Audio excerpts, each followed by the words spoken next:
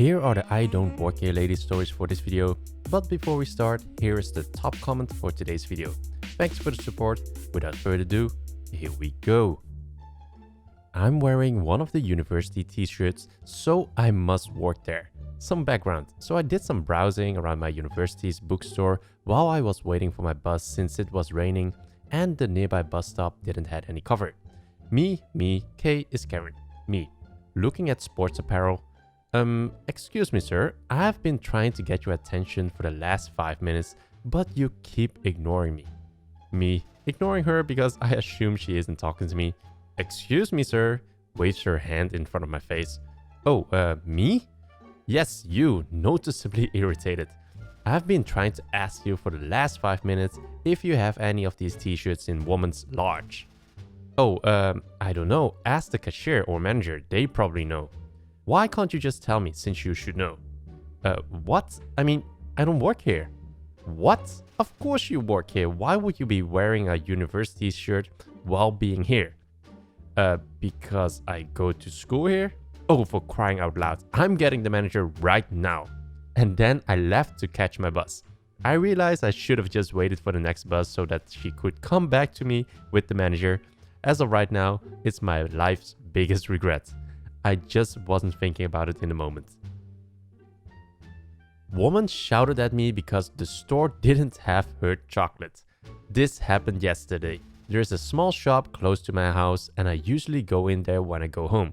Their uniform is red shirt and black pants. My usual clothes are plain red shirt and jeans, so it's not uncommon for people to confuse me with employees. I usually don't mind and help them out if I can, but yesterday was a long day. School was extra long cause I got held up and I had more than the usual homework, which means a lot. Also, my mom wanted me to babysit my sister, so I wanted to get home as soon as possible. I just had to pick cereal and some other things, so I was in the cereal aisle looking for the one my sister likes and not paying attention to anything else when I was literally pushed by this woman.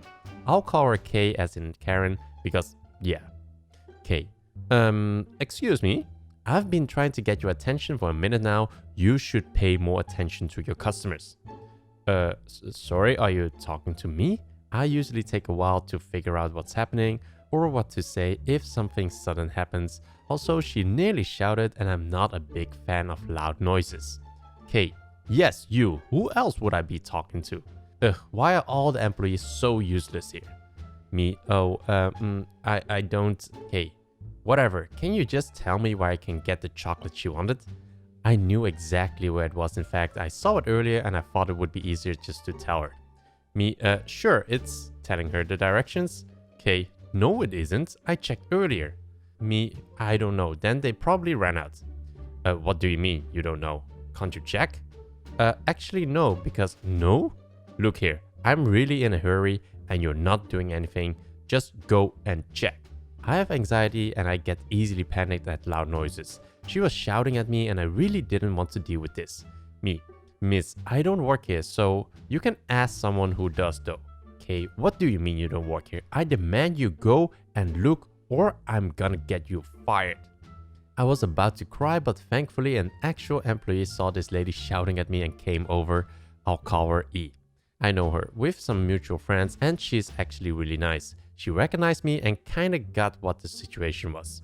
E. Can I help you, miss? Yes, actually, she points at me. She's being very rude to me and failed to do her job. At this point, my mom was blowing up my phone asking where I was. She does that when I'm late home. I was very tired and I wanted to get home as soon as possible, so I thought I would just walk away. But oh boy, as soon as I started to, Karen went feral. She started shouting at me stuff like, where do you think you're going and did I stop talking to you? And you lazy shit, come here right now. The employee tried to calm her down and even threatened to call security, but she just pushed past her and grabbed me by my arm and I just snapped. I yanked my hand free as fast as I could and on top of my lungs screamed at her, I don't work here, miss, and just ran off. By the time I reached home, I was crying and my mom had to calm me down. I went by the store the next day and the girl who helped me out apologized and told me that apparently Karen didn't stop shouting and demanding her chocolate until they called security. So yeah, I don't know if I was overreacting, but that was like the third scariest thing that happened to me in that shop. Entitled parents shouldn't bring small children on haunted hayrides and expect others to calm their kids down. This happened about a year or two ago. I used to live in a community that sometimes one could get signed up for events that a group of people would go on together. And during the Halloween season, several of us wanted to go on a hayride. As it was my last year before I moved out, I decided to go too. So myself and a handful of people went to this hayride, though I am not close to any of them. Upon getting there, it is a pretty normal trip.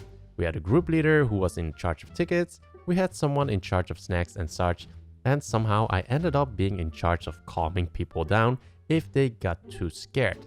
There was this one girl whom lived next door to me and wanted to go, but was a huge chicken, so she was already clutching my arm scared. I would pat her head and say soothing things and pretty much explain what all the scary things were, or pretty much deny they were there for her. This calmed her down, but yeah, she was still clutching my arm. This continued onto the hayride. I was trying to calm her down as she was already spooked and complimented her for trying so hard to learn about something new. Seriously, this girl had no clue about hayrides and wanted to know because people kept raving about it. She only stopped when she saw a young woman and a man get onto the hayride with children that were clearly too young for it. For crying out loud, she was breastfeeding the smallest one while we waited for the ride to start. The family sat next to me near the front of the hayride. This was a tactic seating since the less scariest stick around the front part. Yes, you get scared first, but if you have a good eye, you can spot the scares before they happen. So I looked at the small children and said, "Hello, how old are you two? Are you excited? Do you watch horror?" I asked, trying to gauge their possible fear levels, since what scared me more was if I was gonna be with constant screamers. The girl smiled. "I am 5, said the smaller of the two first. "I am 8, mommy said we were strong kids," said the bigger of the two. The mother and the father were not paying attention to the kids at all and were talking about the ride to each other. I sighed, knowing I was gonna not have a fun ride. I already had to calm down one person. I was now worried I would have to calm down more.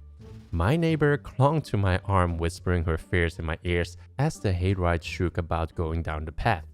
We came to the person whom told us about the ride and its rules. I felt small hands creeping onto my other arm and one off my leg. I sighed. This was my fate. Nothing scary yet, and now 3 people were clinging to me scared. Why? I don't know. I explained to them that person was not gonna do anything to them. After the introduction, the hayride really started. Whoosh! Flames from the first scare part. A trio of screams as I became sandwiched between 3 people clinging to me as they screamed. I reassured them and sighed. The 8-year-old was clinging my arm. "Excuse me, if you are gonna clinch to me, can I have my one arm free? You can grab your waist or my jacket or even my leg. I need to be able to signal that you are too scared to scare to the staff if you or the others are." I would tell her, but she hasn't let go even when I did tell her, I said to the kid. The girl grabbed the waistband of my jacket and curled up under my arm as her sister now climbed onto my lap, hiding her face in my chest. I waved to the parents. "Your children are scared. Want to do something about it?" I called over to them. I did this a few times during the calmer moments, but when there were scares, I was calming down the 3 females clinging to me. 2 of which were kids that I didn't know and my full-grown adult neighbor. The parents ignored me each time I tried to get their attention, so I gave up after a while and focused on the fact that the girls clinging to me were terrified. I did each of my tricks to calm down the trio. I spoke kindly and softly, I explained things and even told them when not to look. When scariest jumped onto the hayride, I would give them the no scare signal, which I had asked one of the ride operators about beforehand. They were very nice and understanding. I even act scared with them so they didn't feel foolish. Got to say, it was exhausting and not fun. The hayride ended after an hour or so. Not sure, it felt like forever to me. The people started to get off. That was when the parents noticed their kids at last. "Kids, you can let go of the worker. The hayride is done. Did you have fun with the nice scare master lady?" said the father. The girls let me go and thanked me. Excuse me? What? I don't work here," I said, but the father and mother were not listening. They were already walking off with the kids whom were waving bye to me. I had no idea what they were thinking. I struggled to get off as my neighbor was still clinging onto me crying. Not sure how she was more scared than the kids and was still scared. And employee asked me how the ride was as I got off. Apparently I work here, so it sucked. I didn't get to enjoy it at all thanks to I started. Glad you had a great time, said the employee before they went to ask another person what they thought. I and my neighbor rejoined the group from before. Didn't know you were meeting friends. You should have told us, said the lead of the group. I wasn't. They thought I worked here. Can we go home now? I asked more tight than I should have been. When I got home, I found marks on my arms, legs, and torso from the trio clinging to me too hard. In the end, no one really listened to me, and I didn't get to enjoy anything. So yeah, next time, I'm going with a friend only. So those were the stories for today's video. If you enjoyed this video, a like will be highly appreciated. It really does help my channel out. Also, if you enjoyed this and want to stay up to date on the latest videos, then don't forget to subscribe. Thanks for listening, and I will see you in the next video.